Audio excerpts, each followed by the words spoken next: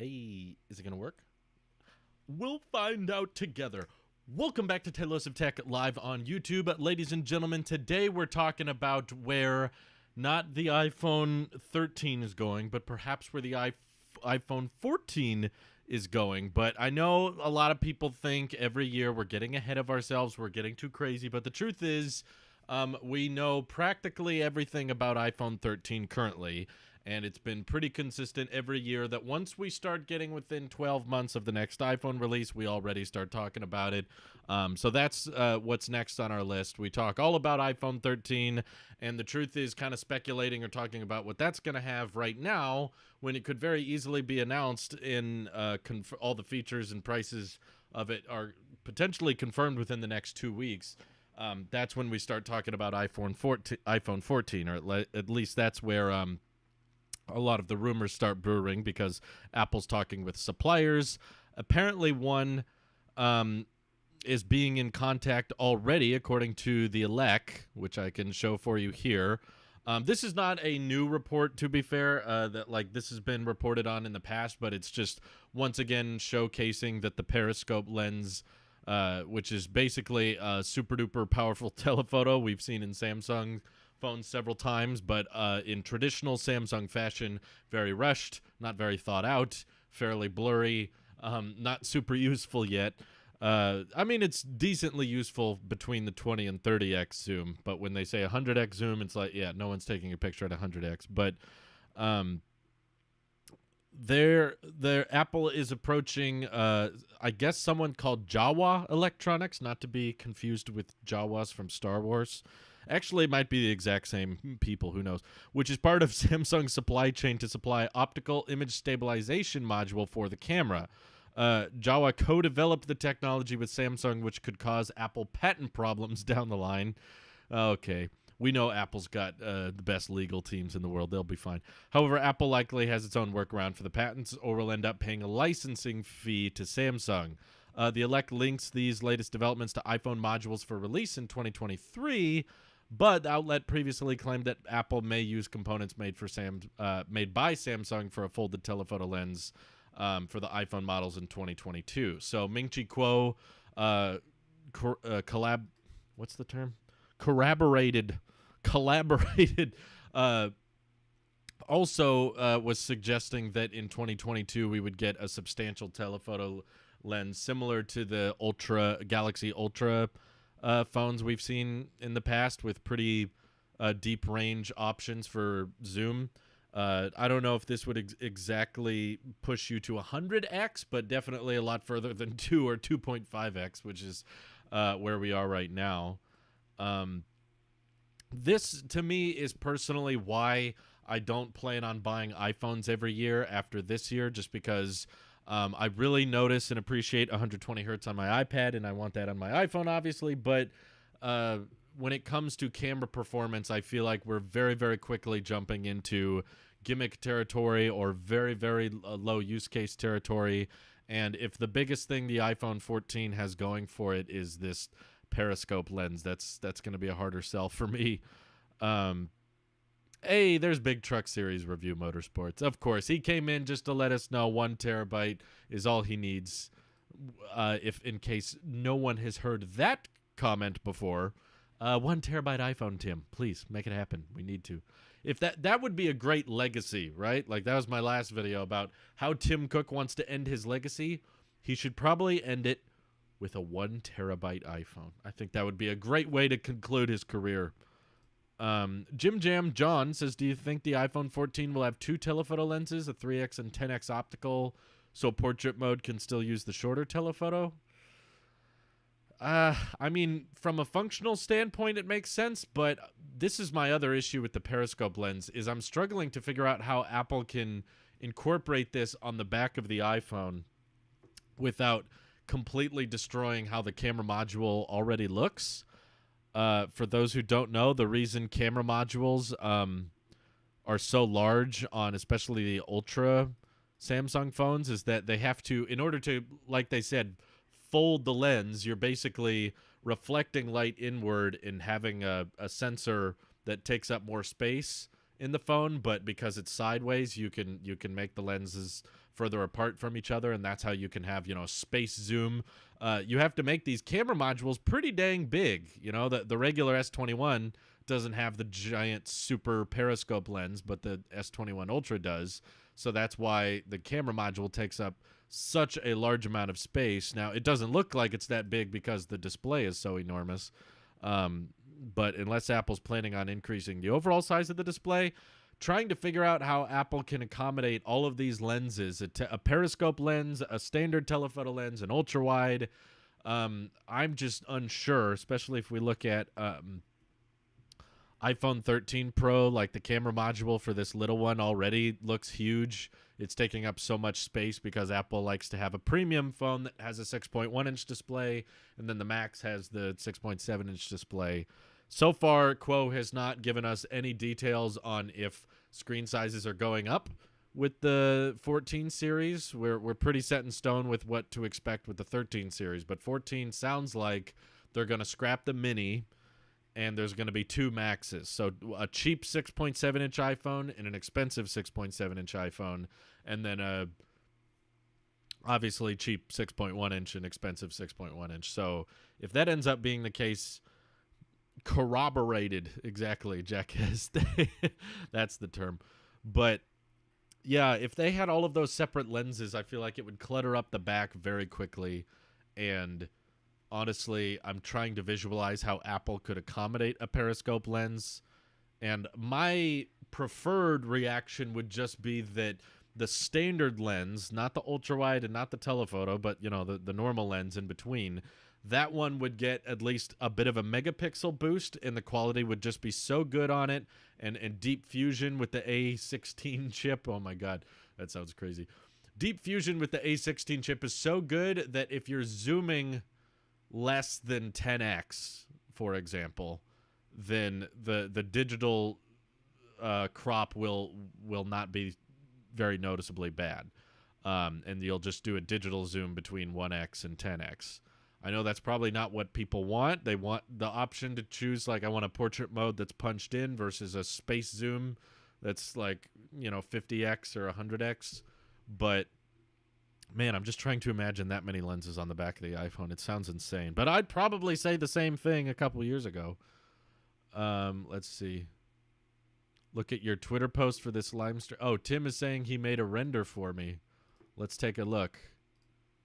Oh my god. Yeah, this is what how quickly did you make these? Did you make these a while ago? Hey, Bart Jansen, thank you for becoming a supporter. Shout out to our YouTube members once again. August Amberson, Good Friday. Ben Rayner says, if they get rid of the Mini, I'm going to miss it. Love the small form factor. Yeah, I am too. I don't want them to get rid of the Mini, for the record. But let me show you these. Tim R on Twitter, who goes by @RahaMagDitch. Sorry if I'm butchering that. Yeah, I don't know if I don't know if I'm all about this. Holy crap, that's going to take up a lot of space. I don't know if you can fit a periscope lens in here. You've got LiDAR here and you got your microphone here. I mean, this looks somewhat elegant, but it's triggering the what's the term? Tryptophobia, the fear of like irregular holes. Like we're getting to freaking dominoes on the back. But knowing Apple and their wanting to get cameras better and better, this is probably the train we got to get comfortable with.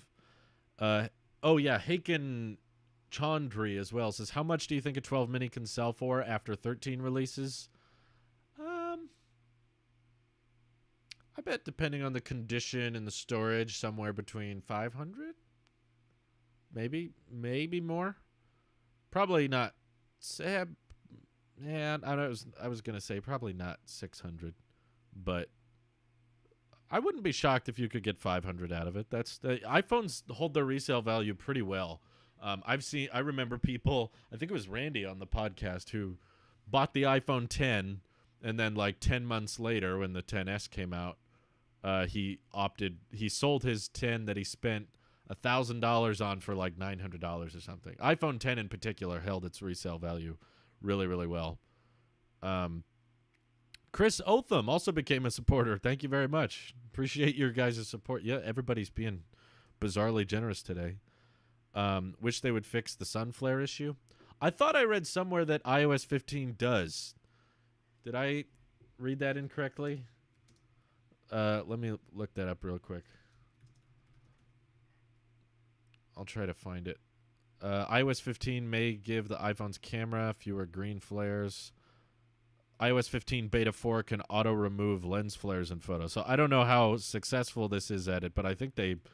Oh, great. Thank you, 9to5Mac. Reddit user in Beta 4 can auto-remove lens flares. I've never been a huge complainer about lens flares. I guess from all my videos and pictures and stuff, I just don't notice it very much. Am I crazy or do I not... I mean, I see that this picture is overlaying on top of this one, but... Oh, I see. It's right here. It won't let me scroll. Come on. What's up with... There we go. Okay, so lens flare here. It's gone over here. I believe they found a way to combat that, but, you know, AI is only so smart. Let's see. What's the next Apple product to have ProMotion after iPhone, iMac Pro, or MacBook Pro? Ooh, that's a fun question. I suppose that because it's a bit of a battery drain, it might be easier to bring it to a desktop first, but I don't know. The main motivating factor for Apple to bring 120 hertz to the iPad was the low latency of the Apple Pencil. That was like the primary reason they were bragging about 120 hertz is they were like, look how low the latency is. But on the iPhone, I think it's more so to just kind of catch up with competitors. Like, we're pretty dang confident they're going to have 120 hertz on this year's iPhone just because so many people were asking for it last year and so many smartphones on the Android side have it already. But on a Mac, it comes kind of close to it being like, okay, what are you going to do on a Mac that appreciates high refresh rate? Like, do you need a... you're not gaming much on this, right? And I think that's probably the bottleneck is once you start bringing high refresh rate to the Mac, people are like, what games are actually going to run at 120 FPS? It's kind of pointless. Who cares? So... for that reason, I understand why it's probably not a huge priority for them. I like high refresh rate even just for like basic stuff, even just like general motion, just moving windows around, moving my mouse around. Like I've used high refresh rate displays with my Mac before. Mac OS does support it. It's not a OS limitation. I believe you can run Mac OS up to 165 hertz. That's the highest I've seen. Maybe you can go higher. I haven't tried, but hi Ray Day, how's it going? Oh, someone said, Clark Hazard says, how do you become a member? It should be the first link in the description if that's still there. But yeah, you have to do it through Safari, not through the app. But yeah, first link in the description should walk you through it. Is iPhone 12 mini still your daily driver? Still happy? Yes, I am. The only times where I'm not happy with the 12 mini is when I'm like on a trip and I'm out away from home and using my phone for GPS and taking more pictures and videos than I would normally take. If it's like a heavy usage day, that's when I get kind of annoyed that the battery drains so fast. Like I took a little weekend trip a few weeks back and just like driving with GPS for like 3 hours, and I started at 100% and I ended with like 15%, and I was just like, really already the battery's that low? But that's probably 1 to 2% of the year. I don't drive and go on big trips very regularly, so every other day of the year it's been fantastic. It's far more comfortable. I love the size. I actually feel like the display is still fairly large despite it being the mini. When I'm watching a YouTube video and I'm punched in and I'm embracing the notch and everything, it still feels like I can see a huge amount of detail. It's a very high pixel density iPhone. So yeah, I still love it. Is it true that the iPhone 14 will have 2 cameras on the front? I did not hear that, but it's definitely safe to say it is too soon to tell. The iPhone 14 design is far from being finalized. All we can look at right now is all we can look at right now essentially is supply chains. Who is Apple in talks with? What is Apple considering doing right now? That's why Ming-Chi Kuo has a decent track record with predicting a lot of things, because Kuo is a supply chain analyst. So he's not talking directly with Apple employees. He's looking at what companies Apple is ordering parts from. That's why Kuo typically is the first to come out with new screen sizes. For those who maybe don't remember, Kuo was the first person... Ming-Chi Kuo was the first person to tell us about the 6.1-inch iPhone way back in 2017. He was like, Apple's working on an LCD 6.1-inch iPhone that'll have the notch and thin bezels, and that ended up being the XR. And he was the first to tell us about the 6.5-inch OLED iPhone. He was the first to tell us about the iPhone 10, 5.8 inches. And I believe Kuo was the first to tell us with the iPhone 12 series that Apple would be making a 5.4-inch and 6.7-inch model, and they would be ditching the 5.8-inch. So the kind of general footprint that a lot of people talk about when it comes to upcoming iPhones, most of those reports all come from Kuo, because he's able to see exactly who Apple is ordering from. And right now, Kuo is telling us Apple's looking at Periscope lens providers for the iPhone 14. So that means probably not a huge boost in telephoto quality this year, which this year I mean like in the next couple weeks when the iPhone 13 launches, but iPhone 14, we should expect that to be probably the next big camera leap. Not a super important feature for me, but just something to be aware of if that's what you're waiting for, or if there was a big telephoto upgrade you were hoping for with the 13, just trying to keep your expectations in check. They're likely saving that for next year. Thank Taps also became a supporter, and Mohammed Beg. Thank you very much, guys. You guys, man, all these members today. What did I do? What? And Clark Hazard just became a YouTube member as well. So for those who don't know, it's $2 a month. YouTube does get a little bit of a cut for it, but that does help me out. It helps me afford all these expensive Apple products, and also helps me afford life. You know, you gotta pay the bills, gotta pay the Starlink bill, gotta save up for the next Mac. But I appreciate all the support, guys. Seriously, like this is awesome. Chris Norton says he had to use his PC to become a member. Yeah, I've heard that's easier for some people. Drew, is it just my AirPods, or when you see the mic, the sound quality gets worse? Oh, when you use the mic, the sound quality gets worse. Well, AirPods have a wireless microphone, obviously, so that's probably not going to sound as good as the onboard microphone your phone has. So, no, that's not just you. I'm guessing that the onboard mic, it's not just the fact that it's an onboard microphone. It's also the fact that that microphone is sending a fairly low latency signal off of the pod back to your device and then through the FaceTime call or whatever. So I understand why that would not sound really great. Matt says, I'm upgrading from Series 3 to Series 7. What else do you think will change besides the display? I'm really sorry, Matt. It sounds like that's about it. Pretty much every report I read about the Series 7 basically just says updated design with the squared off edges, and there was a big Bloomberg report that says there's going to be exclusive watch faces, and it's a 16% larger display. So that's all great, but health features, no, all of that's rumored for the future. Mark Gurman actually just said there is no chance of blood pressure monitoring or glucose monitoring or something like that coming to the Apple Watch. So I don't think there will be much aside from design. I mean, I really hope there is. I guess we could say the S7 chip might be slightly faster. Maybe it allows it to charge a bit faster.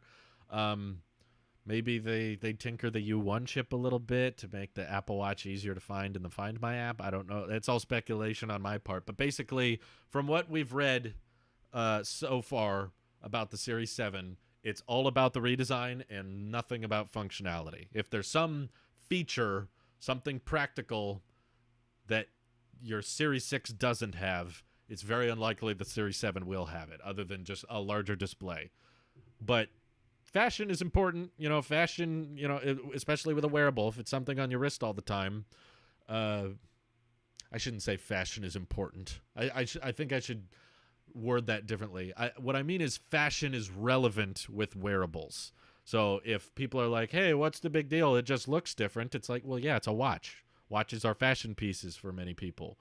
And simply because watches do less than our smartphones, there's less things Apple can get you to upgrade for year after year. So if you don't think the Series 7 is a big upgrade because it's just a design upgrade, then let me tell you, you're in for a lot of boring Apple Watches in the future. A lot. Louis Medrano also became a YouTube member. Thank you very much. For those who don't know, the more YouTube members we get, the more custom emojis we can unlock, and the longer you're a member, the loyalty badge next to your name will update and change into different things over time. So Chris Norton obviously has been a member for a long time, so he gets the 6 months badge, but over time that fire emoji will get more colorful, and then I think the 24-month badge is like blue fire or something like that. I don't know. I might change the badges over time, but no one's unlocked all of them yet. Chris Norton, I think, is one of the highest. Fashion is important. Hyperbeast Drew, exactly.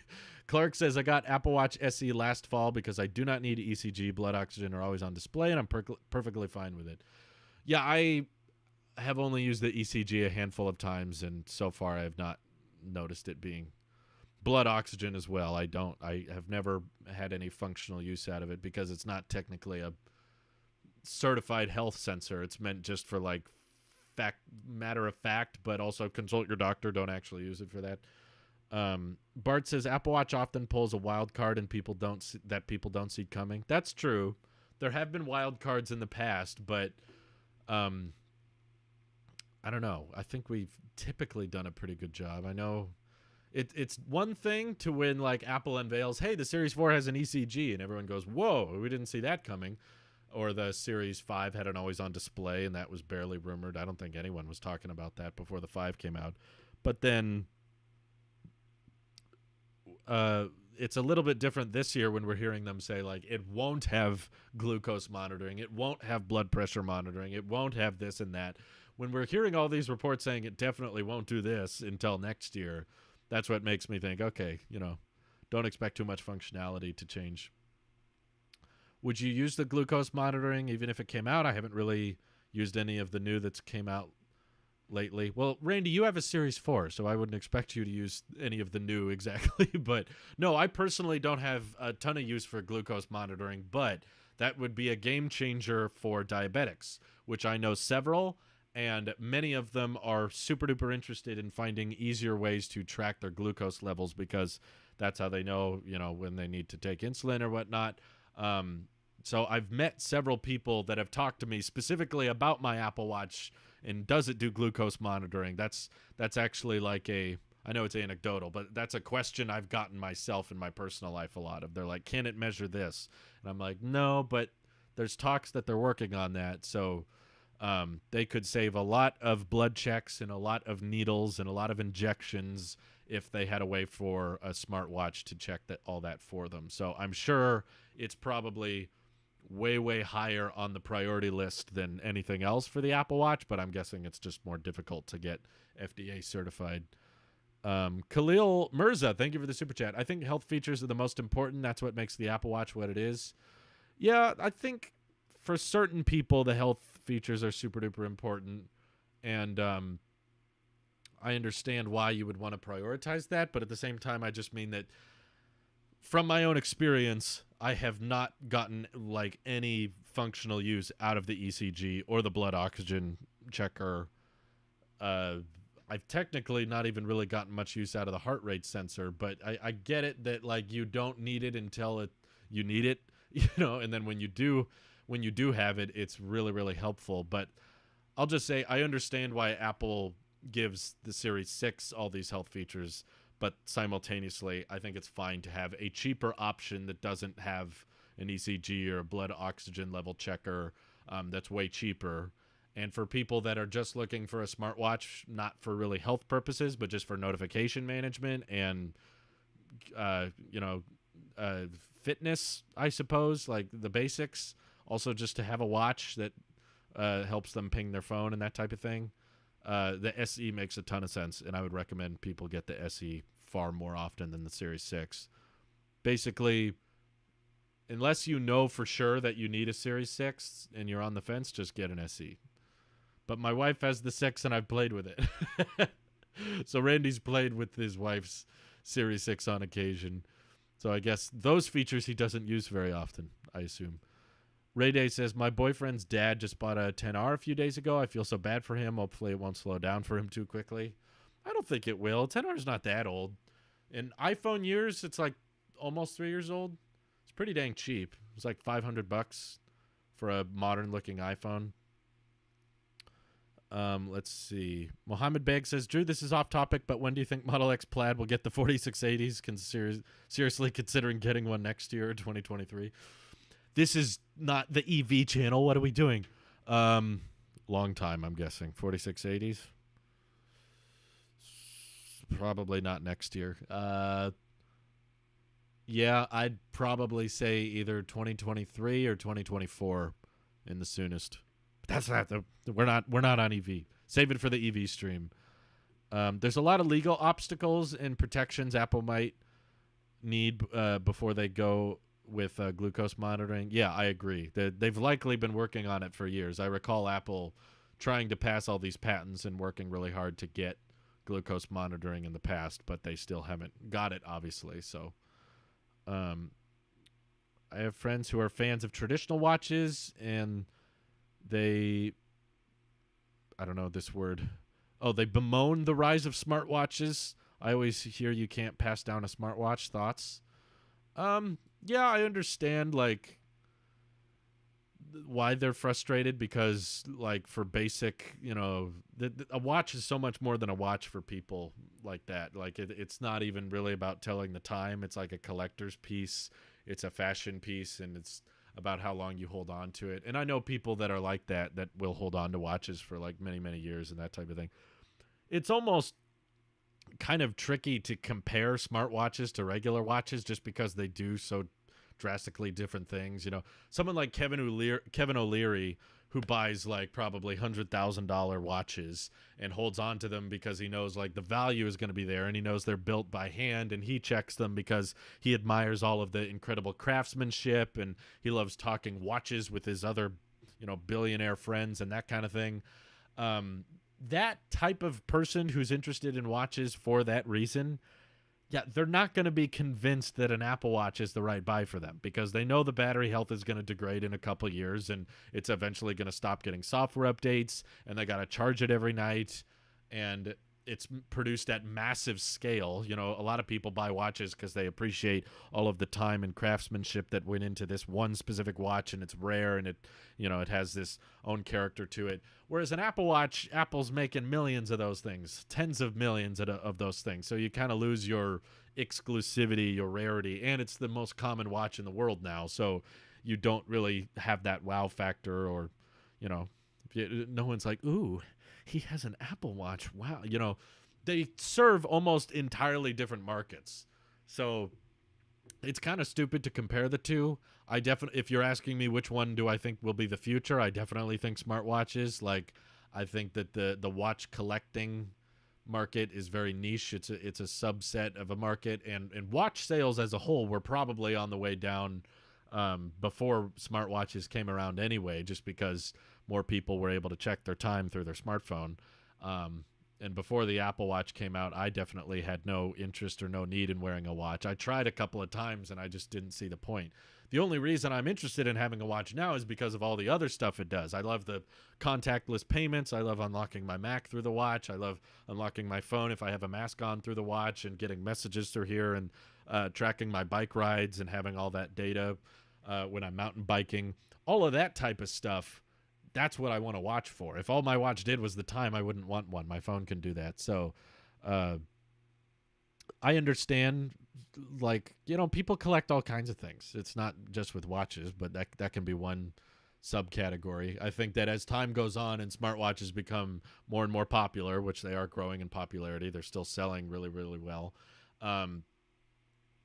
As time goes on and new generations are born and grown up in a smartphone world, I imagine the number of people that want to keep using traditional watches and keep collecting older watches, that might go down. I don't think it'll go extinct, but it'll lower from what it used to be. Whereas the smartwatch market, yeah, that's like, I'm just trying to think of like of a kid who's born today. You know, if a baby was born in 2021 and they grow up they're now 15, and it's, oh God, math. Here we go again. My old enemy. Okay, it's 2036. Is that kind of kid gonna be interested in collecting watches? Probably, most of the time, probably not, unless it's like something they built up in their family. But yeah, I have nothing against it. You know, it's your money. If you want to collect watches, it's kind of the same thing with cars. You know, like I believe electric cars are the future, and that's where everything's headed. But doesn't matter how fast the Plaid Model S is, doesn't matter how fast or how long the range is of electric cars. There's still going to be people that love to drive manuals and love to work on old, Cobras, and you know, my brother-in-law is a big Ford fan, and he loves working on Mustangs and muscle cars. And are they faster? No. Are they more efficient? No. They're pretty much functionally speaking, they're pretty much worse than an EV in every conceivable way, other than probably price. But there's still going to be a market for that. There's still going to be people that collect cars and admire old engineering and old that kind of thing. And then there's people like David who collect Apple Watches. There might be a growing market for that, honestly. Anyway, Start Select says, I caught a stream. Are we under the assumption Series 7 is just a Series 6 in a new shell? Gurman is saying 2022 will have 3 new watches. I didn't hear the 3 new watches thing. But yeah, I mean, if you ignore the fact that it's a design change, I guess there's not much changes, yeah. I mean, it's not just a new shell. It's a new display, technically. It'll be 16% larger screen size on both options, and a new watch band, 41 and 45 millimeters. But yeah, let's see, 77% battery health. iPhone 7. Funny enough, iPhone 12 mini will be a big upgrade in terms of battery for me. Yeah, I can't think of many upgrades besides the battery. I think that's the bulk of it. The watch collecting data in the background is nice to see long-term trends change. That's true. I like that about activity tracking. Let's see. Always hear you can't pass down a smartwatch. Well, you kind of can. I passed down mine to my wife, and she still uses it. But yeah, the battery health gets worse over time. Crit Tugrachi says, is it kind of confirmed that the iPhone 13 is coming with 120 hertz, at least the Pro? Yeah, I mean, I wouldn't use the term confirmed. We could always be horribly wrong at the end of the day. It's possible. I hesitate to ever use the word confirmed when it's just rumors and it's not from Apple. Until we get something from Apple, I don't really use the term confirmed. But pretty much all of the supply chains for the past year have all been pointing to that. So that's why I would say highly likely. I won't say confirmed, but very, very likely. Emily Atwood, thank you for the super chat. She didn't say anything, but appreciate it. Every market has their purists. Yeah, that's true. There's always going to be some purists. Gurman said SE2 rugged in Series 8 for 2022. Oh, that's interesting. I don't know. I always felt kind of weird about the rugged model just because Apple's never really done like rugged active versions of iPhones before. Their mindset has always just been like, if you want a rugged watch or a rugged phone, get a rugged case. Just put a case on top of it. But the truth is, I don't really know what other directions Apple can take the Apple Watch at this point. We're all talking about it now. All we can think of is some new health sensor that certain people might be able to utilize, but most probably won't. I don't think the majority of people will benefit from a glucose monitor, but diabetics would be really happy for it. And blood oxygen level checking and checking your blood pressure, it's like, it's kind of nifty, but I don't know if it's like, I definitely need to upgrade for that, unless you're like a specific type of person with a health condition, in which case you probably already have hardware for checking that already. You just want easier hardware, which is fine, but it sounds like the only change for the Series 7 is the design. So where can Apple go next? Maybe making a rugged option that's way more durable and better at getting dirty and getting banged up. You know, those Garmin watches are pretty popular. People that work a lot want something really strong. Yeah, it makes sense to me. Let's see. The closest I've come to collecting watches are my Apple Watch bands. There you go, Clark. Makes sense. Could you do a poll on people who actually care about Periscope Zoom? Okay, I think we got longer in the stream. I'll see. Do you want a Periscope lens in your iPhone? Like, I'll ask if people want that. Like, would you want... Don't think about, like, would you pay extra for one? Just think, like, one day, are you hoping to get super zoom in your iPhone, or do you not care? Is it just a supplemental feature that's like, I might get that in a future iPhone, but I'm not going to upgrade for that. So, there you go. Let's see. Crit says, my old screen-cracked rear camera not working iPhone 6 is at 54% battery health, and I use it to take my bath. What? Bye, my iPhone is dying. Bye, August. Take care. Marngel says, how likely is it this year that the iPhone will have a smaller notch after 3 years of the same rumor? I don't really believe it this year.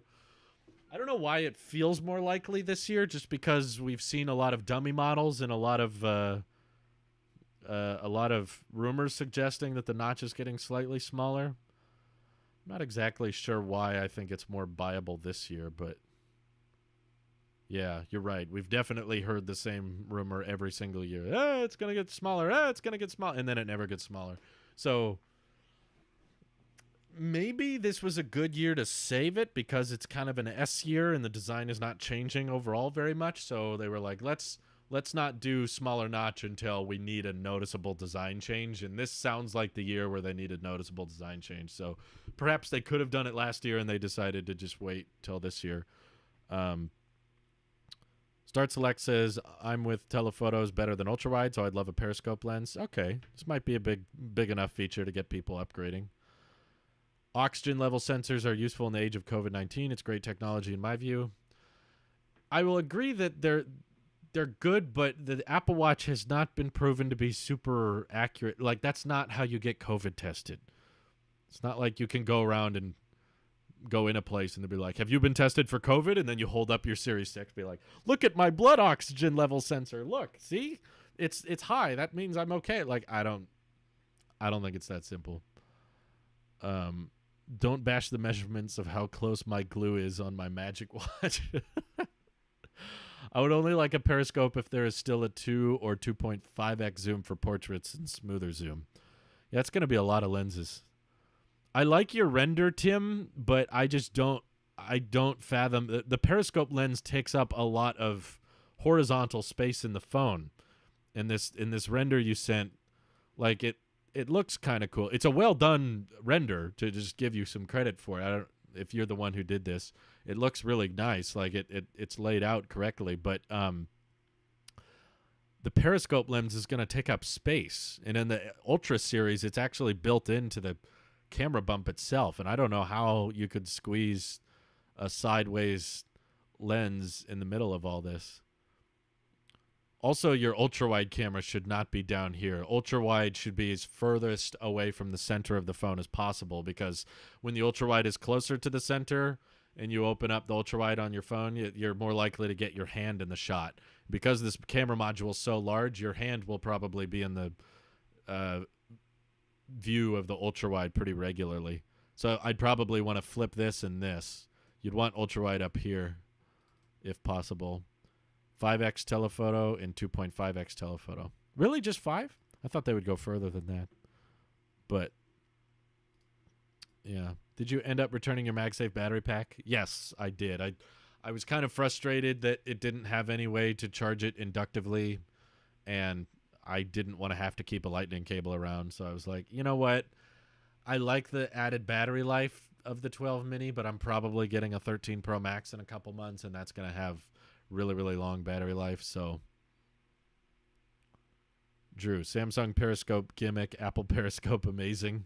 I don't know where you heard me say it would be amazing. I've said at the beginning of the live stream that this is the reason I'm not upgrading every year, is because I don't care about Periscope zoom personally.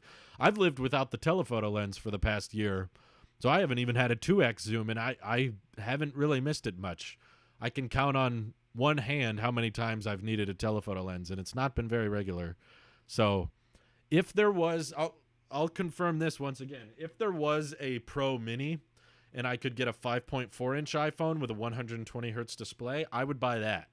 Even if it didn't have a telephoto lens, even if it didn't have stainless steel, even without the frosted glass. Like, I would buy the exact same phone I have now with 120 hertz. $800. I'd spend it again because that's really the only feature I care about right now. Telephoto lens improvements I just consider as supplemental features. It's like I'm upgrading for something else, and I guess I'll get this alongside it. That's kind of where I am with the Pro Max right now. It's like, yeah, I'm sure I'll get a 2.5x zoom, and I'll get a ultra wide improvement and image sensor shift stabilization, but I'm not upgrading for those features. All I really care about is 120 hertz. Alpha Super Chatted, he says, we need a 16-inch MacBook Air. I've heard you say this before, but I appreciate the Super Chat. Yeah, I agree it'd be nice. I don't know if I'll go as far as to say as we need one, but I'm curious how they will continue adding all these new health sensors into the watch every year while retaining the existing sensors. Takes real engineering to fit all that in such a small chassis. Well, if you think about any other changes they've made to the watch, it's outside from this Series 7 redesign. Like, what else do they have to do? You know, the iPhone team is working on, you know, higher refresh rate displays and the A16 chip and improving all these crazy camera upgrades. But with the watch, they're not doing much with the display. It took them 3 years, but now they're finally making it 16% bigger, redesigning the chassis to be squared off instead of rounded. Okay, slight re-engineering there. What else does the Apple Watch team have to work on? The S7 chip? Yeah, it's slightly better. You know, you want your Apple Watch graphics to work really, really well. Jim Jam John says, would you spend $200 to get 120 hertz on your 12 mini, but that's it? Yeah. Yeah, I'll live with the battery being crappy if I can just get 120 hertz for $200. Yeah, easy. I would save money on that. That's far cheaper than upgrading to a new iPhone. Honestly, I've really fallen in love with the mini footprint. I love that size of phone. I've gotten really used to it, and I get more questions and more comments about that phone than I got about the 11 Pro Max or the 10s Max. No one's cared about the past couple years of iPhones before the 12 mini. Now that I'm using the 12 mini, I get a lot of people that are like, whoa, what kind of phone is that? People that are not in the tech community are like, so what's this? And they want to hold it and they try it. They're like, this is so cool. So I really like the mini. I don't hate the Max, but I really just care about refresh rate because I've had it on Android phones and I always hate going back to my iPhone when it's 60 hertz, and I love 120 hertz on my iPad. So I just want that symmetry between my iPad and phone. After that, I really don't care. I couldn't care less. I couldn't care less about the cameras, Face ID, whether it's Lightning or USB-C or MagSafe only. Like, all that stuff is just meaningless to me. Will iPhone 14 be more of an upgrade than the 13 will be from the 12? I guess it depends on what you're into. If there's a lot of you that really care about the Periscope lens, it sounds like there's actually a surprising amount. The poll right now is at 61%. If a big feature to you is telephoto lens performance, then yeah, definitely expect a bigger upgrade from 13 to 14. But 12 to 13 was mostly design changes. Plus, I guess the OLED display. So if the OLED display is important to you, that could be considered a big one. If you don't care much about camera upgrades, then I would say 12 to 13 was a bigger deal. Not that I care, but you got 5G, you got thinner bezels, you got the squared-off edge design, we got the larger display on the Pro Max, we got the Mini, which we never had before with the 12s, OLED on the cheaper options now. So for the average consumer, I would say, oh no, we're not talking 11 to 12. Never mind. We're talking 12 to 13. 12 to 13, yeah, that's less interesting. That's basically battery boost and 120 hertz for the pros. Probably ProRes and portrait mode video for the pros and that kind of thing. So yeah, actually, yeah, not 11 to 12, but 12 to 13 as an upgrade is not as major. It's an S year. That's natural. Big phone boring. Louis Mendrano says, I'm currently on an iPhone XS Max. Do you think it's worth waiting for the 13, or is the 12 good enough? I'd be getting the Pro/Pro Max. We'll definitely wait now. We could be looking at the iPhone 13 in 12 days, potentially.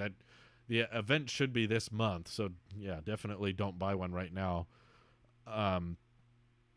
Even if you don't get the 13, you could find a 12 Pro Max certified refurbished and get it on a discount. So basically, no one should be buying Apple Watches or iPhones right now. Well, we got 45 minutes in. It was fine. One sec. It's fascinating because with Starlink, I can tell when the Starlink is working, because if it wasn't working, I wouldn't be able to see the chat. And when it stops working, the chat will stop. But yes, Starlink is still in beta. This happens from time to time. Occasionally it will drop, but then it bounces right back. It's always temporary. Okay. Marngel says, after going from the Intel MacBook Air to the M1, I was reminded that 60 hertz is actually still quick because the refresh rate while scrolling in Intel was at 30 hertz most of the time. Really? Did it go down to 30 hertz? Jeez, that's bad. What speeds do I usually get? Typically around 240, 250 down. I've seen it go like 30 or 40 up. I've seen it go over 40 up occasionally, but it's very volatile.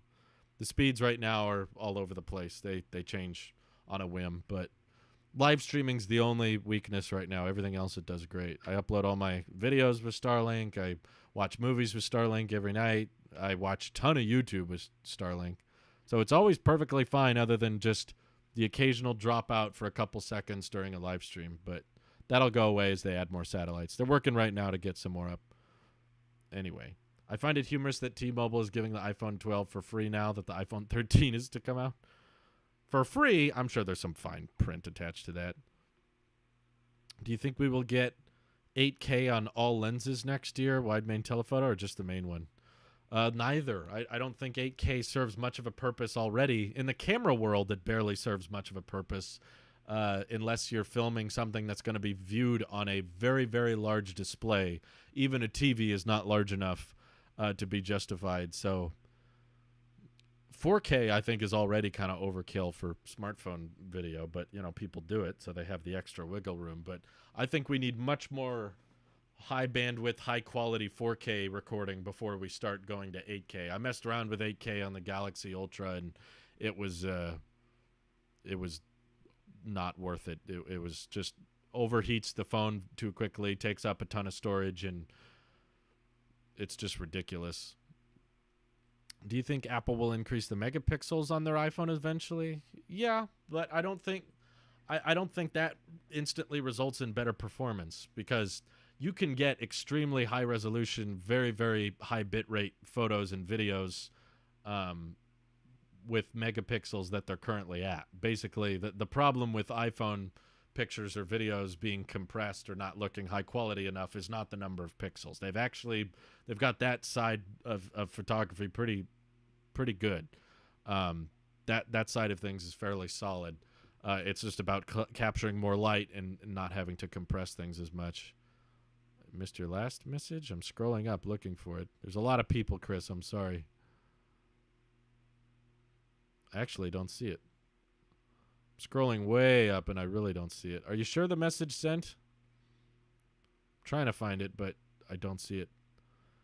They'll provide bill credits. How many of y'all watch more YouTube than traditional media? Yeah, I'm in the same boat, Lewis. I watch more YouTube than anything else. 8K is fine for TVs 65 inches and larger. Yeah, that's when you start noticing a difference. But the number of times people are recording videos at 8K, have something to edit and process the 8K footage on, and then a TV with the resolution to play back 8K, the TV also has to have the GPU to handle outputting such an image.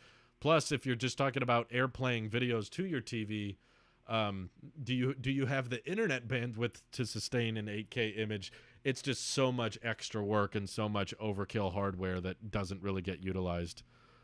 It's very gimmicky, and it takes up a ton of space on your phone. So I really don't see any need or any rush to put 8K on a phone anytime soon. Even in the future, it's like law of diminishing returns.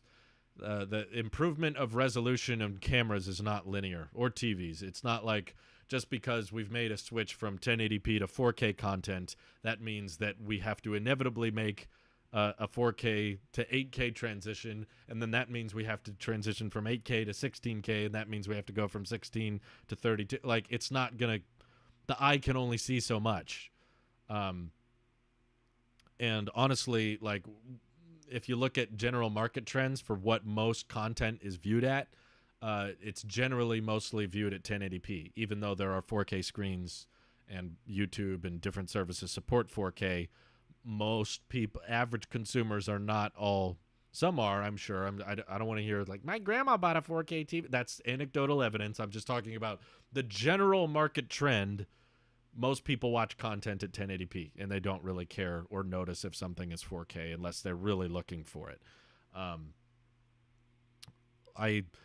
I don't think 8K is this like inevitable future. Someday everything will be 8. It's like, I think it's just going to take up a bunch of bandwidth, take up a ton more storage, and not really make any noticeable differences. That's why there's more of a push towards like high dynamic range or a higher bit rate. That's why I'd be more excited for ProRes video support on the iPhone than I would be 8K, because currently the 4K videos that we take on our iPhones have to be compressed on this high efficiency video codec format in order for the iPhone to be able to write at that resolution.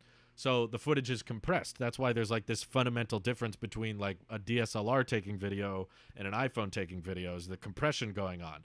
So what would make a far bigger difference than going from 4K to 8K would be finding a way that you wouldn't have to compress that footage so that it could emulate the look of a DSLR video camera better.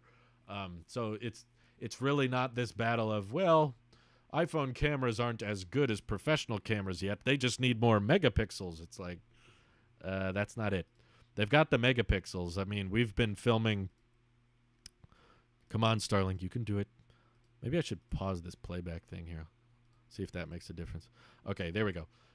Stefan Spawn? I don't know if I'm pronouncing that wrong, but Stefan, thank you for becoming a member. Appreciate that. Oh, and Chris says, I'm aiming for 24 months memberships. Only 16 months to go. Sweet. You'll get the special loyalty badge. Thank you. But like, I've been filming with the red Komodo my buddy Ross got a couple months ago, and we've been working on some projects together. That maxes out at 6K. That camera does not shoot 8K, but it's the best camera I've ever seen. I've literally never seen footage from a camera that I've been able to use before, like in terms of color balance and in terms of lighting, in terms of how much raw data it's able to capture. It takes up a ton of storage. Like we were out on a shoot and filled up this 1 terabyte CFast card fairly quickly. Because it's just uncompressed raw video files, and it was all shot at 6K. It all looks fantastic. It all looks beautiful. Our computers can barely play it back. My iMac Pro is struggling to play that content, so that's another reason why I'm kind of getting excited for the M1X chip and being able to upgrade it so I can use this footage. Red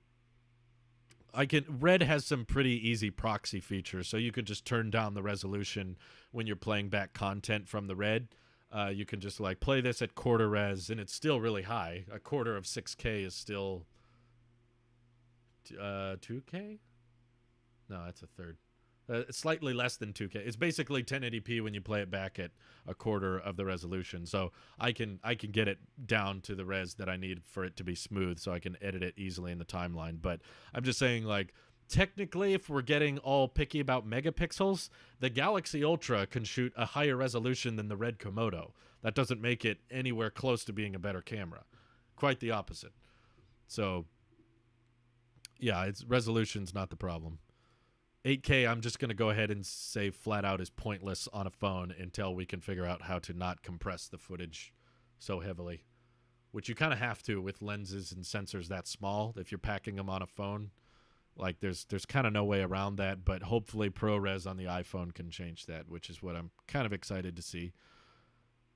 Most people don't have the internet connection to watch anything above 1080p. Well, at least I don't.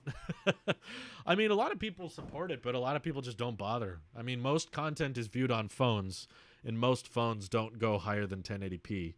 There's a few that do, but people don't notice. The reason I say law of diminishing returns is because phones resolutions were growing, right? We started off with pretty low resolution, sub 720p, and then Samsung came around and, other companies tried to one-up Apple for the resolution.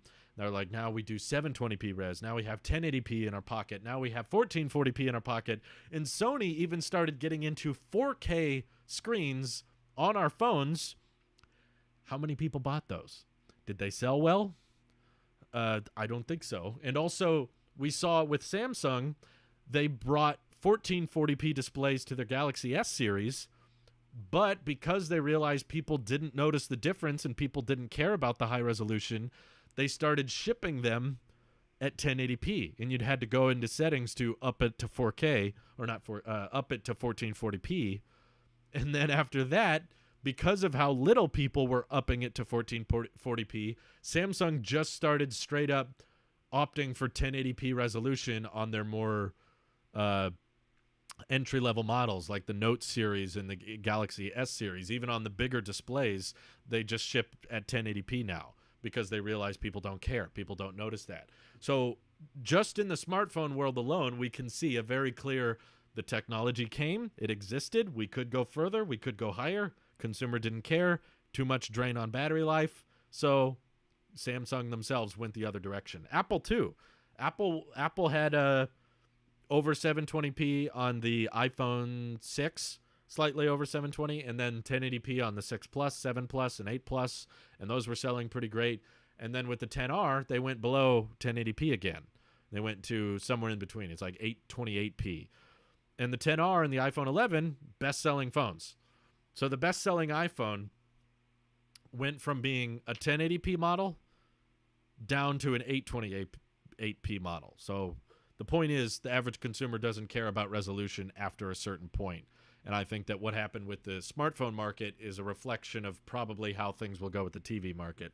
Like, at a certain point, 4K makes more sense on a TV than a phone, that's for sure. You can see that difference more noticeably. But does it make sense to assume that there will be a 4K to 8K jump? I don't think so. We once were thrilled with 0.3 megapixel cameras. I wasn't around for that, James, but I believe it. 8K video and ProRes on an iPhone would need 2 terabytes of storage minimum. Yeah, probably more than that. Yeah, 8K ProRes is a nightmare. Yeah, we definitely need 1 terabyte if they're bringing ProRes, that's for sure. The 1440p in Samsung phones makes sense even if you render at 1080p because of pentile subpixels. Well, you can argue all day if it makes sense. It doesn't change the fact that the S21 is 1080p and the S9 or the S8, I think, wasn't. Basically, their flagships went from being 1440p to 1080 because they were like, yeah, people don't care. I'm not saying that's a bad move. Samsung adjusted to what the markets wanted. They went too far in a few places, as George Lucas once said. They basically figured out this is what people care about, this is what people don't care about.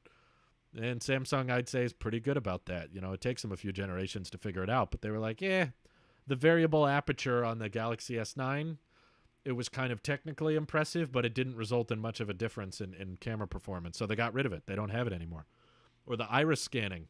The Galaxy phones used to scan your irises as a biometric. And they were like, people don't like this very much. So they got rid of it. Apple does it with 3D touch and headphone jack. Except people wanted the headphone jack. That's the only difference. Edgar says, which iPhone do you rock, man? Is that for me? Am I the man? Did I just get referred to as a man? The 12 mini. Yeah. The black one. I got 128 gigs, but I regret it because I don't even use 32 gigs on that thing. The reviews on the Sony Xperia 1 III were actually really good. It's the only phone that can really use 4K mobile plans like AT&T and T-Mobile. Yeah, I know that the people who bought it seem to like it because the only people who do buy it are the people who want specifically what it has to offer. I'm not saying it's a bad phone, but the market votes with their dollar, and companies have to build phones based on how we vote. So if we all buy into something, that's what a company's going to do. And there's a reason the Sony Xperia 1 III is not. I just like how Ryan writes it. I know that's how Sony writes it as well, but that makes me want to go. The Sony Xperia 1, because that's how it's spelled. But it's not selling in great volume, which means that it has not captivated the attention of very many. Those types of features don't captivate average consumers. They captivate niche phones. I owned the Galaxy S4 through Galaxy S10 Plus. Oh, nice, James. That question was for me. Okay. I'm a man, I guess. Edgar Suarez has decided. James says I switched to the iPhones and never turned back. I seem to get a lot of people on my channel that are like that. Drew, I just want you to know, I used to be on Android. Now I'm on iPhone, and it's because of you. And I switched because of it. I'm like, what videos are you guys watching? Because most of my videos are like speculating on what the next iPhone will be. And I don't honestly make a lot of videos that are like, this is why you should buy an iPhone and not buy an Android. Like, all of my Android phone reviews are like, you know, this is good for this and good for this, but if you don't want to... I don't think I've ever... Correct me if I'm wrong, but I don't think I've ever ended my Android phone review with, you should just buy an iPhone. It's always been, it's either this Android phone is cool and I like it, and if you're comfortable with Android, this would be a good for you, or it's... don't buy this Android phone, buy this Android phone. Because I know that the people watching this probably don't just want an Apple sheep telling them, you should switch to an iPhone, Android sucks. Like that, because I know that discussion is entirely different.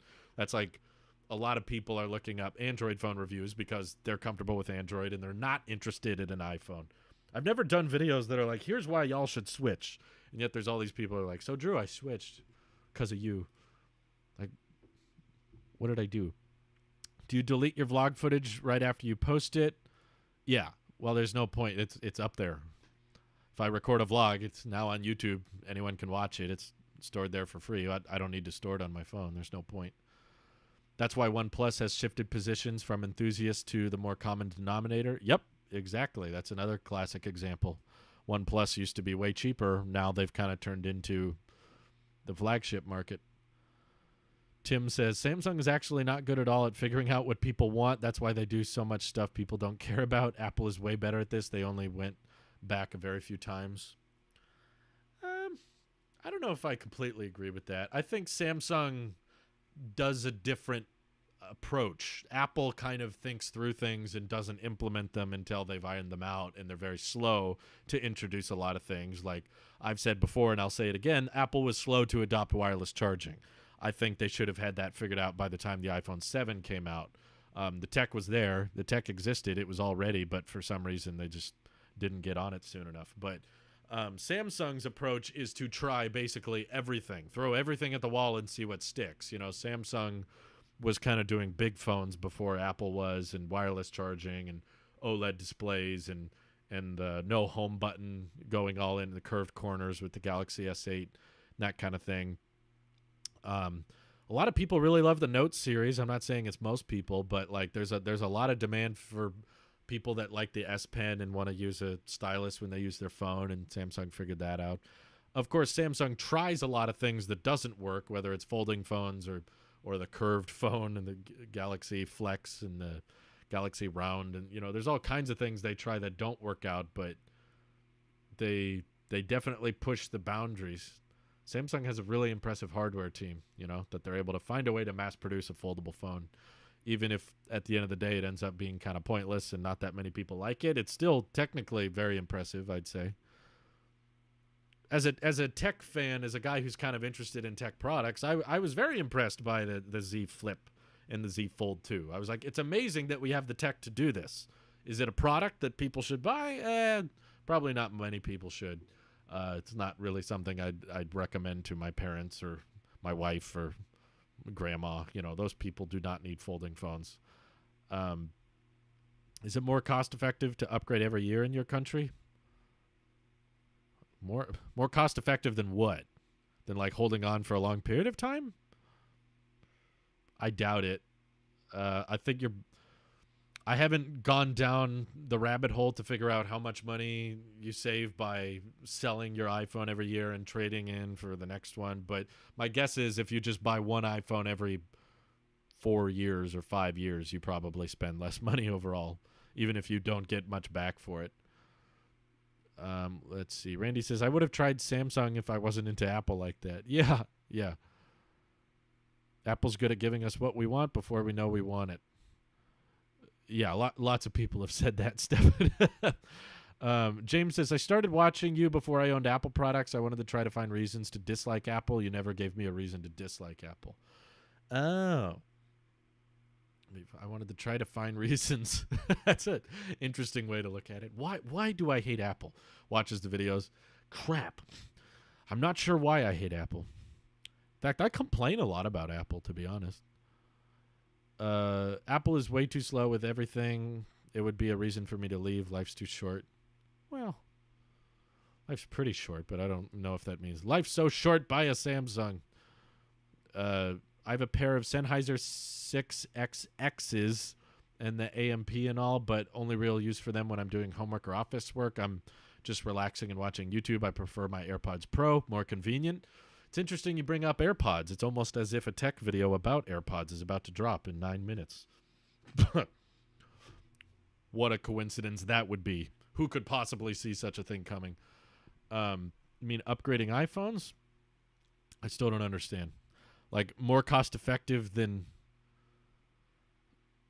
upgrade? I don't know what you mean. Like, what versus what? Are you talking about upgrading every single year and selling the old model? Or are you talking about buying an iPhone and using it until it doesn't work anymore and then buying a new one?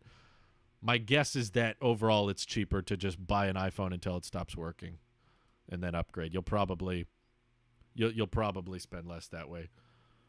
AirPods Max worth it at $480? No. For me, the number is approaching worth it at $450, and I'll say, like, sure, it's worth it at $400, but it's still not perfect. When did you start bashing Apple? Why did you start bashing Apple since last year? You were supporting anything and everything before? No.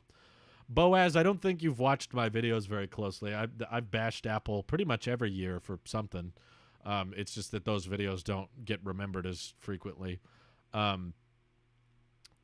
Most of the time, this channel, I just speak my mind because I just want to be honest. I want to tell you how I feel. And I'm Team Apple, and I will critique Apple because I expect the most from them and because I know they're the best, for me at least, not for everyone. But for my ecosystem, like when Apple makes a mistake, I know that's going to impact my buying decision because I love their ecosystem and I love what they've built. So if some other company makes a mistake, that doesn't really impact my buying decisions. It doesn't really impact my ecosystem. So I'm like, yeah, that's stupid, whatever. But I complained about the Apple Watch being too expensive when it first came out. I recall complaining that the iPad Pro was poorly named or poorly released, the 9.7-inch model. I complained about the Magic Mouse too. There's the iMac design being dated, or there's all kinds of things I recall complaining about in the past. It's just those videos aren't what I get remembered for. I typically get remembered for defending Apple when no one else would defend them, but it's typically, I only do that when I believe them to be in the right and everyone going up against them saying they're wrong. So that's what I get known for, because those videos get sent out and there's response videos and people think I'm crazy. So I'll get a lot of backlash for that, but those videos stick in people's memory, I think, a lot better than all of the videos I've done in the past when I complain about Apple. If you're a fan of something or someone, it's okay to point out their flaws. Oh, yeah. Think of all the Star Wars fans that hate Star Wars. Oh, my God. It's crazy. Let's see. Do you think the Series 7 will still be at the September event, or will they push the announcement to the second fall event? I just don't see it making sense at the fall event. Like, announcing the Apple Watch alongside MacBooks just feels weird to me. So I could be wrong, but my prediction is that they're going to unveil the Series 7 in a couple weeks with the iPhone, even if it's not ready to ship. They've done the same thing with the iPhone 10 and the iPhone 10R.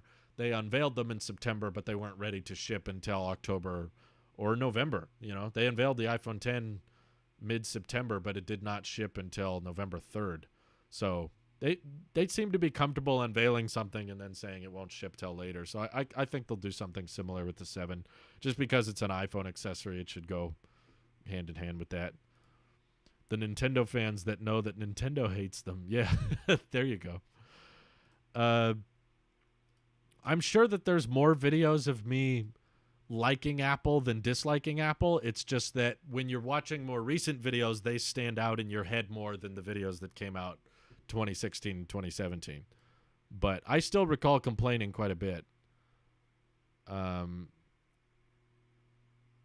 Let's see. I love Apple devices, but I'm actually allergic to the fruit. Oh, geez. That's not good.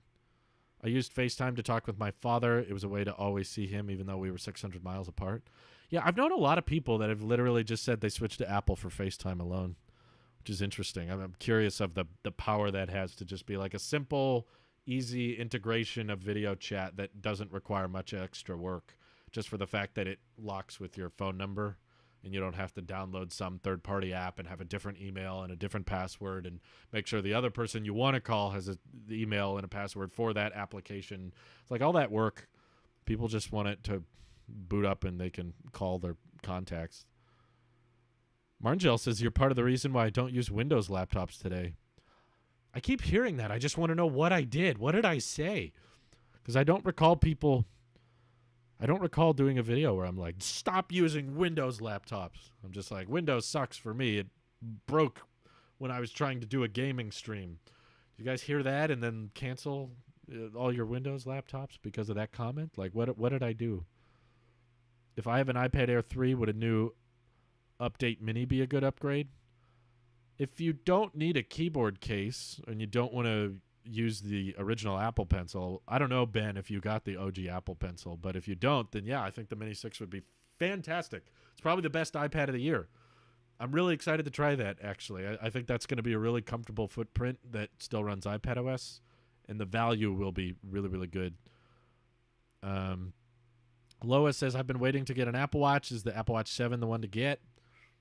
It's a one to get. I won't say it's the one. I mean, if you just want the biggest display possible, then sure, it's pretty good. It'll have all the health sensors and all the latest tech in it, but I still think the SE gets the job done if you're on a budget. Let's see. I like macOS and Windows equally. It depends on what I'm doing. Yeah, I know a lot of people like that. That's fair. I don't actually know a lot of people that like Windows for Windows. It's just that they like Windows because it has a program that they need to use for school or for work or their games they want to play. And Mac just doesn't have those games. So it's like, do you actually like Windows, or do you just like what is supported on Windows? I guess there's like the window snapping to the side thing is kind of nice. Let's see. iPadOS may not be as powerful as macOS, but it's so much better than Windows.